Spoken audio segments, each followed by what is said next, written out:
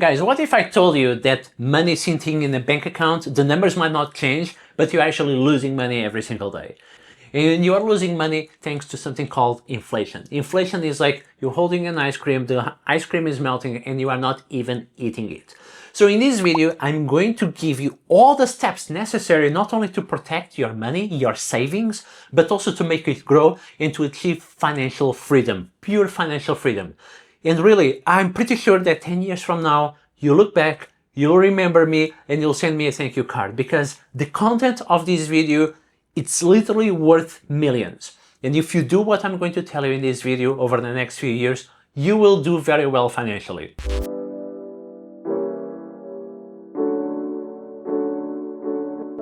And no matter whether you are a very experienced investor or you have never invested in your life, this video is actually all you need to know to become or to start to become a professional investor and a successful investor. And the number one reason why you really need to invest is something called inflation. Inflation is the reason why the rich get richer and the poor get poorer. Because if you are just relying on your salary or just put your money in the bank account in savings, you are losing money to inflation. Inflation rate in the US is currently around 4.4%, meaning that your money is losing purchasing power, around 4.4% every single year. You probably have seen your parents or grandparents saying, oh, back in the day, this product used to cost half of what is it now.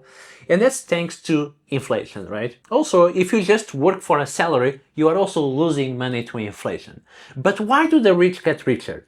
Well, because the rich invest, and inflation affects not only your goods like buying a computer, buying eggs, buying steak, but also affects investable assets. Stocks also go up because of inflation.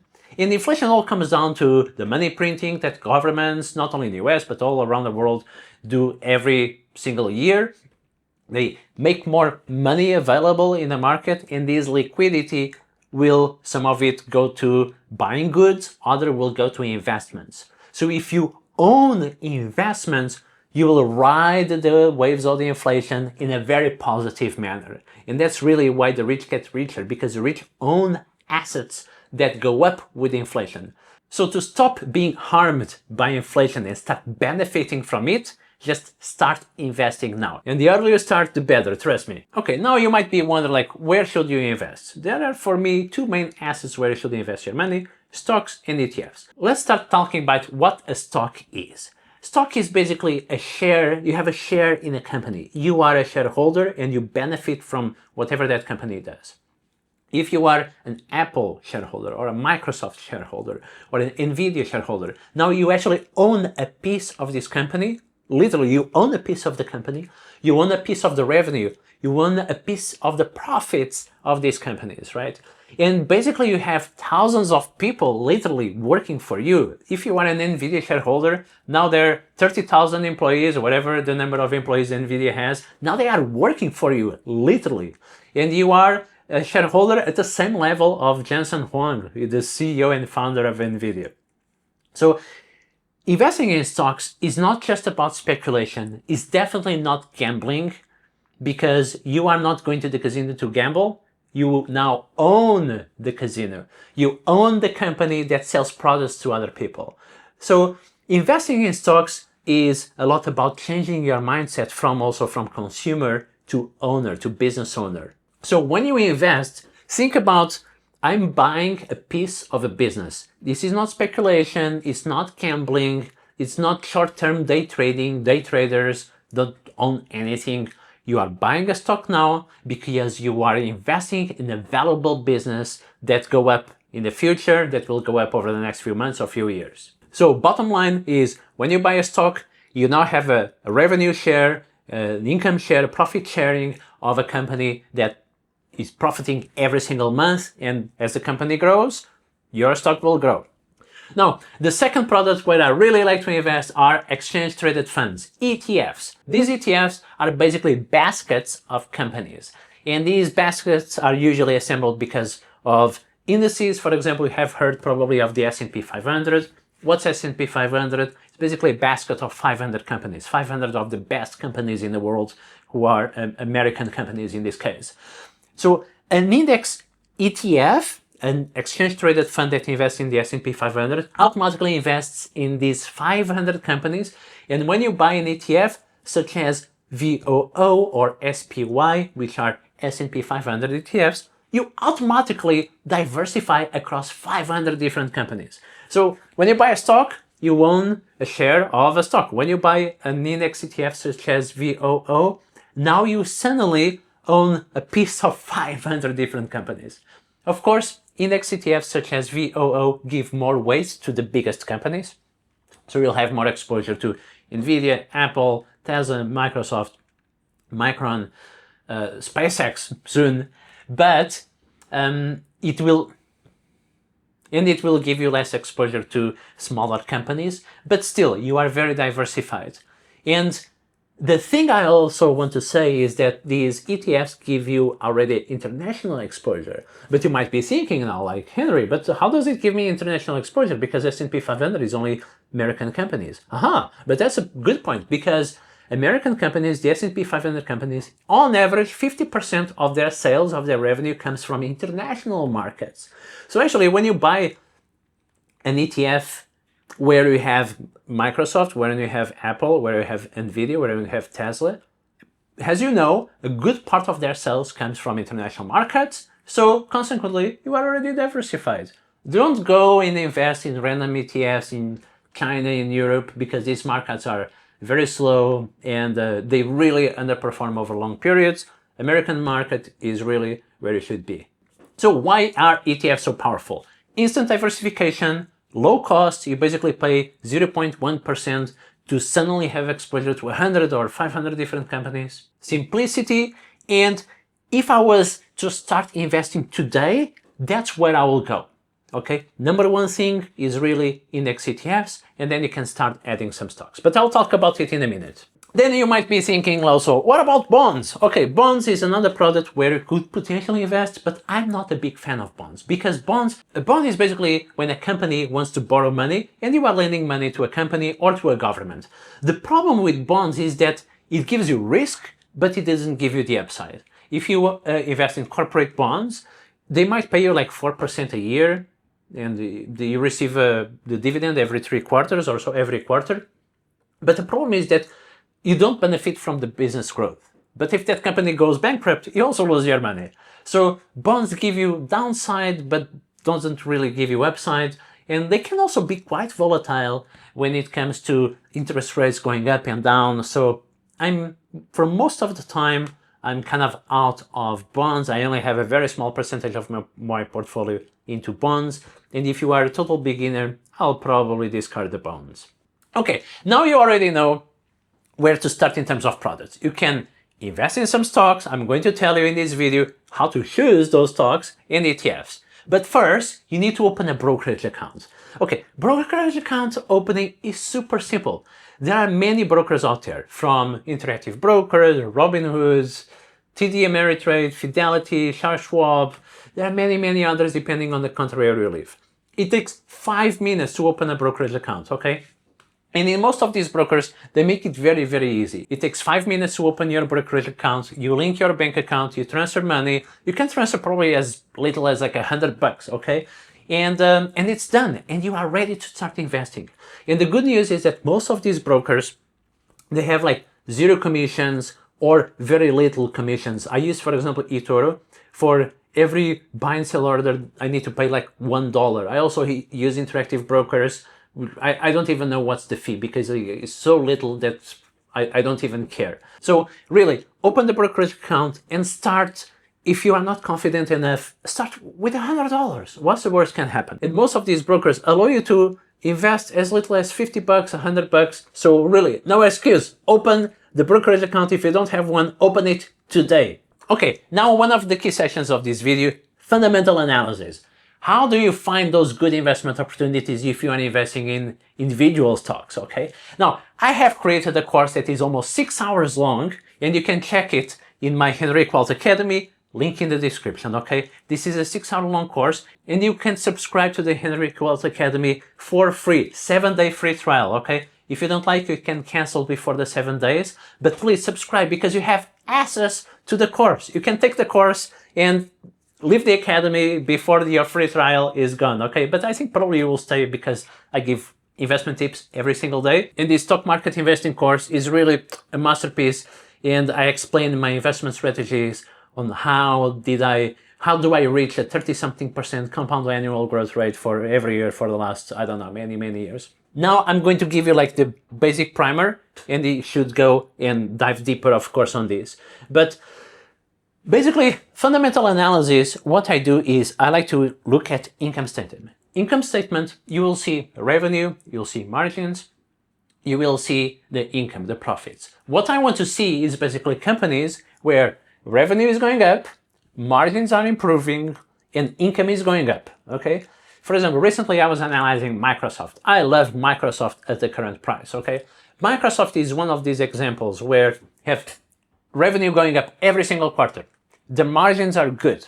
The income is going up and the stock price is going down. Doesn't make any sense. Well, it kind of makes sense. There are some reasons why the stock is going down. Is because they are investing a lot in data centers, blah, blah, blah. But the point is here, I like to find the disconnect between the revenue going up, income is going up, and the stock price is not going at the same up at the same level. Because the biggest predictor of stock market movements are the earnings of the companies, okay? And if you have a company with amazing earnings and the stock is not going up at the same speed, that's where you find the gold gems. Then I also like to look at the balance sheet. I don't want to see too much debt. I look at ratios such as the debt to equity ratio, and you also want to see companies with some cash. So too much debt is not good, because if the company has too much debt, it might actually go bankrupt tomorrow, right? And you don't want that risk. Finally, you have the cash flow statement. Cash flow is where you actually see the real profits, because sometimes a company might have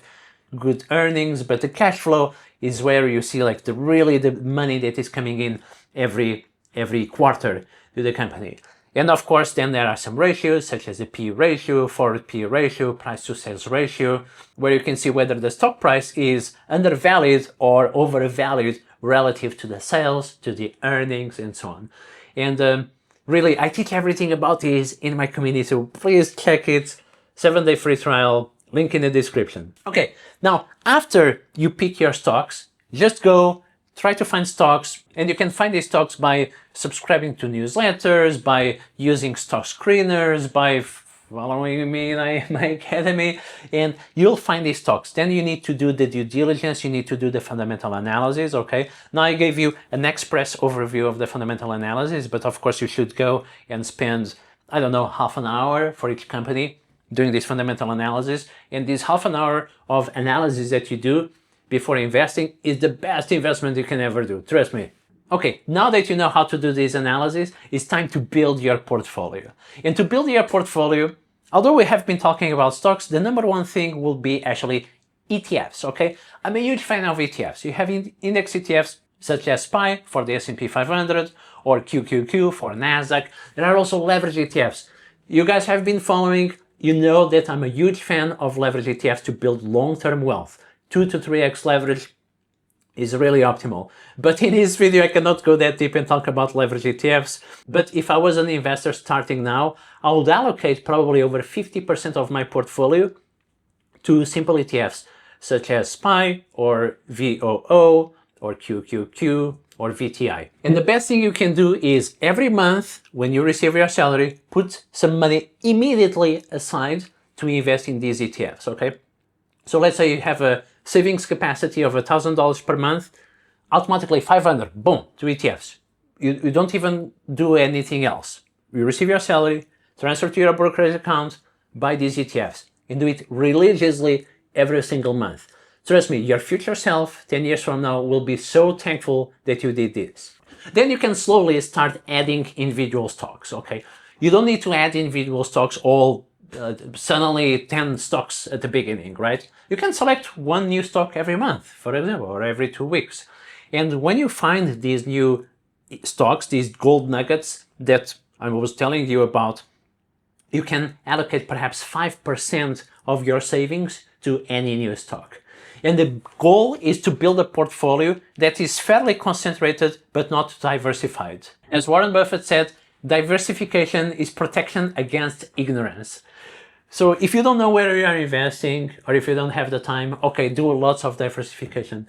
But to be honest, if you are doing the analysis that I teach about in my academy, and you spend 30 minutes per stock, you can be fairly concentrated. You can be concentrated into 10 to 20 different stocks. This gives you some diversification, but also some concentration.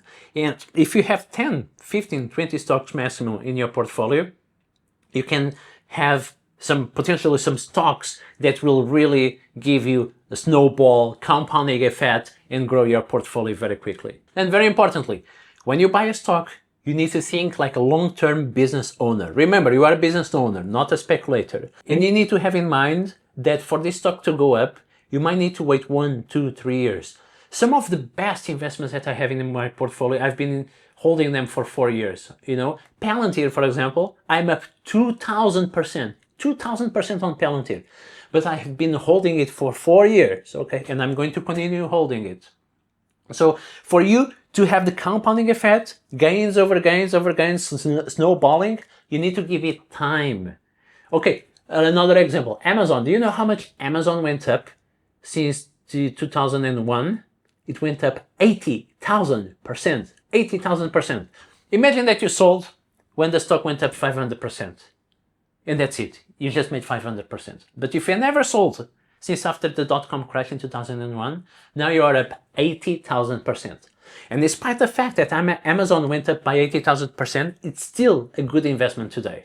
It will still go up, and I still believe that Microsoft at this precise moment is underpriced. So just buy and hold for the long term. And if eventually the fundamentals that led you to buy that stock eventually change, then you can finally sell the stock. Finally, also very important, investor psychology. Investor psychology is probably 80% of investing.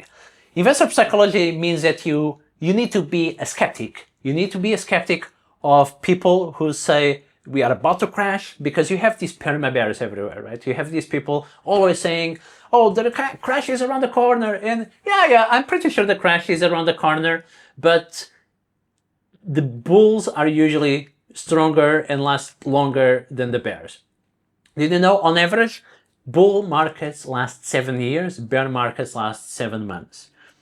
And there is always a crash around the corner, okay? If you look at the last 10 years, there are always issues. You have pandemics, you have the Trump tariffs, you have wars and this and that, and the market keeps going up. So you need to be kind of an optimistic to invest in the market and ignore these doomers and gloomers saying that the market will crash tomorrow. Also, you need to be a skeptic when everyone is super hyped. When everyone is talking about stocks, when everyone is like, buy, buy, buy, buy, you need to be a skeptic. Maybe it's time to deleverage, take some profits off the table, but most of the time you should just stay invested in the market. Also, very important when it comes to investing is remember that time in the market beats timing the market. No one can time the market very correctly. You just know that if a stock declined by 10 or 20%, or the stock market, the S&P 500 declined by 10 or 20%, now it's cheaper. Now is a good time to buy. And then when it goes up by 50 or 100%, now is maybe time to take some profits. That's the best timing you can do. You cannot accurately time the market. So remember, time in the market beats timing the market. Then remember that volatility is opportunity, not risk. Volatility is risk in the short term, okay? If I need the money next month and I'm investing in stocks, well, then volatility can harm me because I need the money to buy a car, to buy a house next month, and the stock market crashes, then I'm screwed by volatility. But if I'm a long-term investor, actually I see volatility with a different pair of eyes. I see volatility as an opportunity. Because volatile assets are usually actually better performing. You cannot name an investment that is not volatile and performs very well, right? Good investments are usually have some volatility, and also volatility gives you buying opportunities. If there is a market crash tomorrow, a market correction, or a new war, whatever, I'm going to be happy from the financial perspective because now I can buy the dip, and that's always good. So volatility is risk in the short term and opportunity in long term. And also like to say volatility is the price you pay for performance. Next, compounding requires patience. Compounding gains over gains is the reason why Warren Buffett is one of the richest people in the world. Of course, he is very old, 95 years old, but he started investing extremely early. He started investing like he was like 11 years old.